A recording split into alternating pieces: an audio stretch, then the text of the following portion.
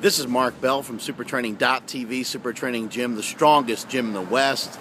I'm out here on the beach trying to get ripped, tan, and vascular. My whole wrestling coach used to say it all the time. Boys, you got to be ripped, you got to be goddamn tan, and you got to be vascular. Good old Rip Rogers. May he rest in peace, even though he's still alive, that decrepit son of a bitch. Anyway, we got some questions to get to here for the Power Project. We got some cliffhanger things to answer. I appreciate all the support for the Power Project. I want to thank Brandon Lilly and Brandon Brainer and, of course, my homeboy Jesse Burdick for all their support for answering questions for you guys for the Power Project. We are right around 2 million views. We're up to around 5,000 subscribers. Keep getting people to subscribe. Keep sharing these videos. This is the most powerful thing on the internet. The Power Project is going to keep on keeping on, and it's going to keep getting bigger, and it's going to keep getting stronger, and it's going to keep growing. So we got some questions to get to today. The first question here is about max effort work. Got a question about max effort work. I got a question about what I do on my heavy days. A couple of questions. They're all kind of blended together. That's why I'm kind of wording it this way. Had a couple people ask about max effort.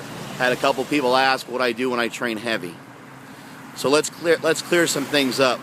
Had some people ask about how many reps and how many sets I do on the days when I go heavy. There is no amount of sets or reps. How much work I do is determined by the weight on the bar. I lift a maximum. I do a maximum effort, max effort work. I think a lot of people get confused and they think max effort work is in relation to sets and reps. And there really is no relation of sets and reps when you're referring to max effort work. What we're referring to is a maximum effort. We're referring to a grind. You'll hear that mentioned often. It's about the grind. You want to get in there and you want to not only lift something that's hard and something that's heavy, but you want it to nearly take your life. You want it to nearly cripple you.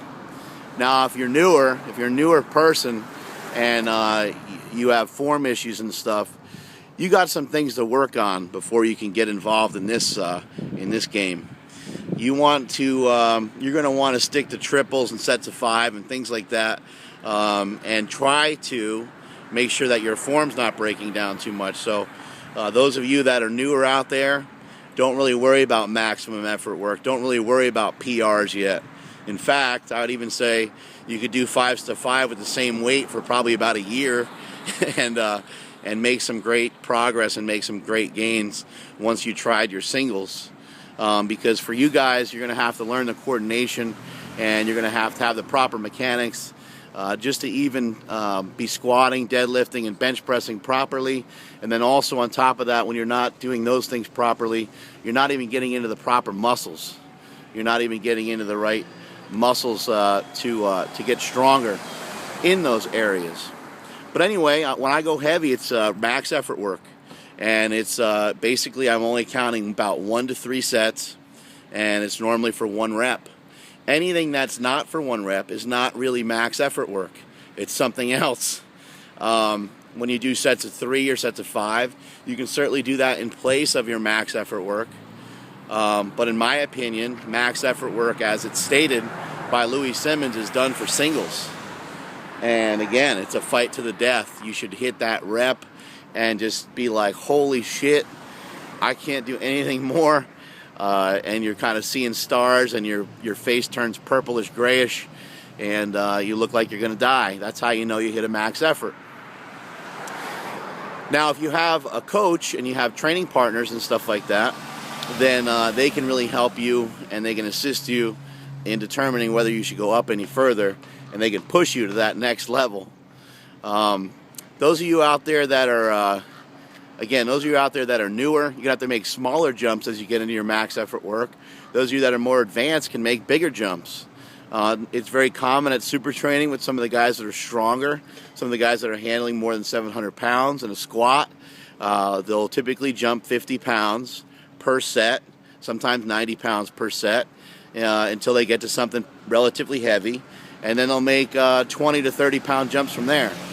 But for many of you out there, if you're only lifting about 315 in, let's say, a squat or something like that, your progression to 315 after you do some of your regular warm-ups with the bar and stuff, you're going to want to go 225, 250, 275, 295, maybe go about 300 or 305, and then try for 320, which would be a PR. So you want to space it out. I call it working backwards. You can actually go, you want to start with 315 or 320, wherever your end point, whatever you would like your end point to be, and then start to reduce whatever amount of weight that you feel that you should be jumping with. So if you feel you should be making 15-pound jumps, you'd start at 315 and you go to 300. 300 would be before the 315. I'm saying this is the way you can figure it out kind of mathematically. And maybe Mr. Robot Pants can help you guys out with some of that, since he's a math major and going to be a PhD. But so that's the way I like to do it. And then you'd have 315, 300, 285, and so on. That can help you guys out there that get confused about what to do with your max effort work. That can help you select the correct weights. So the max effort work, how many reps, how many sets do I do? It's determined by the weight on the bar. I just go absolutely as heavy as I possibly can, and I try not to blow out my O-ring. Let's see, we got some cliffhanger stuff. Last time I did a cliffhanger, we talked about the two main things that I'm looking for. The two main things I'm looking for when we talk about deadlift. I'm looking for a straightish back. I'm looking for a straightish back. Doesn't have to be completely straight. Mainly talking about the low back. And I'm also looking for you to have your hips lower than your shoulders. Your hips need to be lower than your shoulders. There's a bunch of other shit when it comes to deadlifting for sure. Head neutral. You need to keep your stomach tight. I mean, the list goes on and on. We could sit here forever and I can give you 20 cues about the deadlift. But that's not what we're going to do right now. The two main ones I'm looking for are that your back is straightish / flattish. And the reason why I say ish is because not everybody's able to get into these wonderful starting positions. And the other thing is just to get your hips lower than your shoulders, whether you're conventional or sumo. Either way, hips lower than your shoulders. Don't be lazy. Try to get your back straight. Get yourself tight by pulling on that barbell.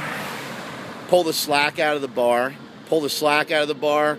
You should be getting tension through your arms, through your shoulders, through your back, through your hamstrings. It should be creating enough tightness to the point where you're like a loaded spring, and when it's time to lift, you'll be able to stay tight and jack that weight right up.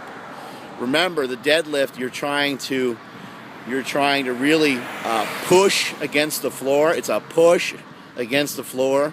I heard many throwing coaches call it a pushing movement, which is kind of awesome if you think about it. It kind of is a pushing movement. Anyway, I've heard people refer to it as that before. You push against the floor, and then you pull the weight into you. Push the weight against the floor, pull the weight into you. That was said by the legendary, the 5'5" son of a bitch, Ed Cohn. He said, the reason I call him son of a bitch is because he's a pain in the ass. You guys know that. Anybody who really knows him knows what a little pain in the ass he is, with his giant feet and his giant hands and his short little body. Anyway, I love you, Eddie. But anyway, let's get to another question for the Power Project. Another cliffhanger question. The next cliffhanger question is, who is on the next cover of Power Magazine? And a lot of you should know that already, because you should already have the digital version. If you don't have the digital version, then you are an idiot. It's only like $20.